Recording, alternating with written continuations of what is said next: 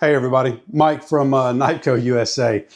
I wanted to go over the knife cases and the collection that we're always talking about. I know you may see the top of one of the cases when we do our videos, but we wanted to scan you through real quick. I'm not going to go over every knife, but these are the knives I've collected and the ones I like the most, and they rotate obviously because we sell some of them and some of them I won't sell. But anyway, if you have any questions about anything I don't go over, then shoot us an email or a message and we'll be happy to look at it with you.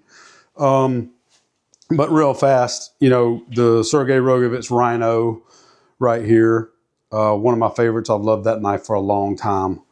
And actually, I've talked to Sergei multiple times and I've ordered multiple knives from him. Super nice guy. Another one that's very interesting, this is a Larry Chew. If you don't know who Larry Chew is, he started making knives, I believe, in the late 80s or early 90s. This is a big-ass Cujo. He still currently makes knives, believe it or not. He's older, and I've spoke to him a couple of times.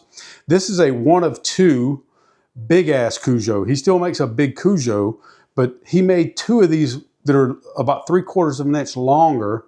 This one was actually made for his neighbor, and I talked to his neighbor when I bought this knife years back. So that's a pretty cool piece. That's an Old Dominion Knife Works, one of my favorite makers. Super nice guys. I see them at all the blade shows. I mean, absolutely incredible. You know, one of the reasons I started making knives was seeing their stuff, as well as the one I got from Dario. And we've talked a lot about Derek Steele and Dario and how he's helped us out. This is the knife that we did a episode on the YouTube channel. And a great guy. I love that knife. This is actually my latest knife that I just bought. Steve Ryan. This is called the H2. Very interesting, actually. I probably shouldn't get into this, but I've seen this done a couple of times, but the grind, I'm getting the knife all nasty, but anyway, the grind's only on one side. But I love this guy's style. I mean, the pocket clip, I mean, the attention to detail is pretty impressive. I'm sure I'll be getting some more knives from him. He was a super nice guy. And then, you know, we got the version 1 Imp EDC. I can't remember the name of the knife, but that was one of the, you know, that was a version 1. That was one of the first knives I actually waited on to come out to buy a long time ago. I hate that I can't remember the name of the knife, but anyway. And then we've got more Derek Steels. These are for sale. They're actually on the site. We've got a bunch of P&P knives, you know, the Ultimate Alpha Beast, which we did an episode on. And this is actually the Beast, which I don't think these have been produced yet. That's actually a prototype that I got from Blade Show. Production for P&P and for Midgards, I think, is pretty far behind right now. And of course, the Smilodons. Now, something really cool. You know, I know you guys probably know what this knife is, the Berserker by Midgard's Messer. I need to wipe those down because they are dirty. So this is my very first design when I met Dirk. This is the knife that I took to Germany to try to learn to grind on. Not this particular knife, this is the production models here, but I took a custom version of this knife and Dirk liked it and he wanted to make it under the Midgard's name. So I let him, and that's how that turned out. And I never actually finished one of the customs. And then we've got some other Midgard stuff down there that most of you know. And this over here is the very first bone crusher that Dario actually made for me to kind of get me back into wanting to produce that design. That was my second design, I think. But anyway, and the whole, you know, we got the little Voodoo Works doll down there. And of course, you've seen the Ronins. I made the stand. I'm actually selling some stands on the site right now for the Ronins that'll be coming in. Hopefully next month, the Ronins will be here.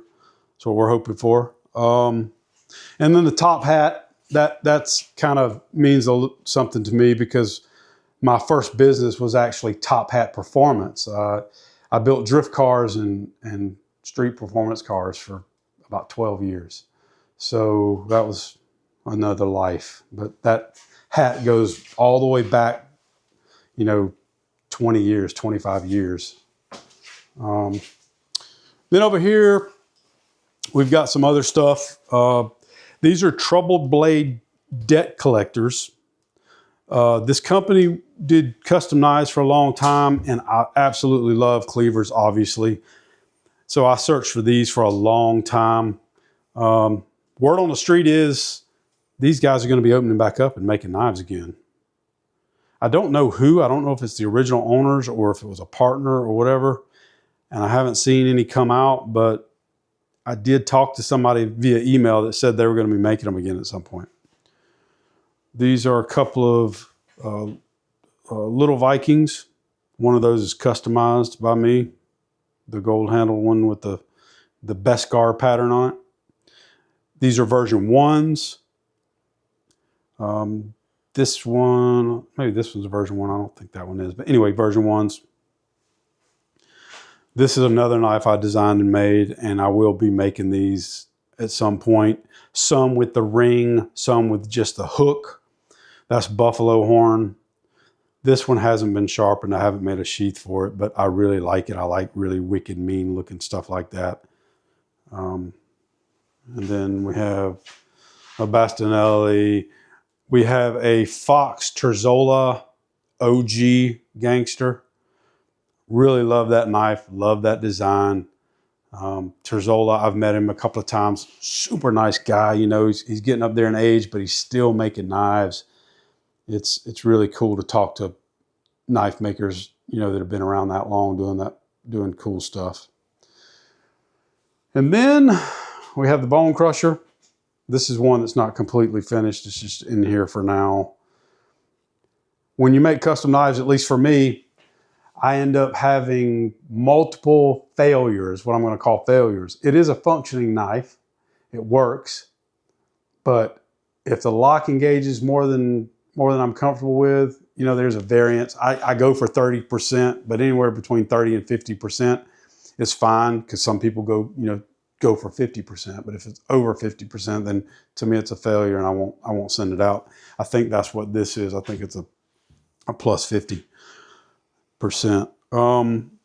These knives down here are more knives I designed. Actually, these are the first knives I tried to make, not to sell, but just to see if I could make a folder. So then that little fixed blade cleaver back there is what I call the mini bone, which I will be putting some of those out. The little cleaver with the ring on it. And then we have some other versions down there. This Gerber, which is a Applegate combat folder, was the first knife I ever bought that cost more than $25. I bought that knife 25 years ago off the Knifeco tool truck. I actually have two of them. That one's scratched up, but that is the original one. I have another one in another part of the collection that's not scratched up. I really like that design, and like I said, I've owned that knife longer than I've owned any knife. I've owned that knife longer than I've owned anything, I think. The knives behind it are Maverick Customs. A Predator is the short one, and an Apex Predator is the longer one. They're liner locks, and I've met him multiple times. I bought a lot of knives off him at Blade Show last year or the year before, and I think that's the last two I have. So anyway, this Thunrar, this Midgard's Thunrar back here is kind of special to me, because the Thunrar was the first knife that came out when I started with Midgards, which was about 3 or 4 years ago. That particular Thunrar has Midgard's Messer USA on it. 20 were made with Midgard's Messer USA on them, and that's the first 20 knives I ever got into the US from Midgard's to sell. There was a big storm on the internet because everybody's like, oh, they're putting USA on there. They're trying to make you think the knife was made in the USA. And, some dingleberry on YouTube made a big deal about it. So I made sure they didn't put USA on any more Midgard's knives. Think what you want, but, the intent was just that was the company name, Midgard's Messer USA. So Dirk did me a favor and did some, and then somebody had to make a big deal about it, like we were trying to get something over on somebody. But whatever. Those coins are some of the Midgard's Messer coins that I designed. They were all limited run, 200 each. I saved a couple for myself for later. That's those, and I need to design another one and do another 200. Got a couple of axes over there at Midgard's and another one that I like, and then down below there's some instigators or some batons, some I don't know what you want to call them, but anyway. And then that war spike that we were selling for a while, I saved those. And then we got some Damascus. I kind of collect some Damascus. Someday I hope to be good enough to use them, use that Damascus to make some knives with, maybe soon. And then some miscellaneous other stuff. We got the new 6-gun needler that I really like. We got those on the site right now. Those are absolutely outrageously cool. We need to make a video on those. Probably will soon, but those are a Go Gun product. And no, we don't generally sell air guns or BB guns or whatever, but that's an air-powered dart gun, which I thought was really neat. So anyway, so thanks a lot for watching. We have put a discount code on KnifecoUSA.com. The discount code is YouTube in all caps. It'll get you 10% off anything on the website. I just want to see how many people are watching the videos. Thanks. See ya.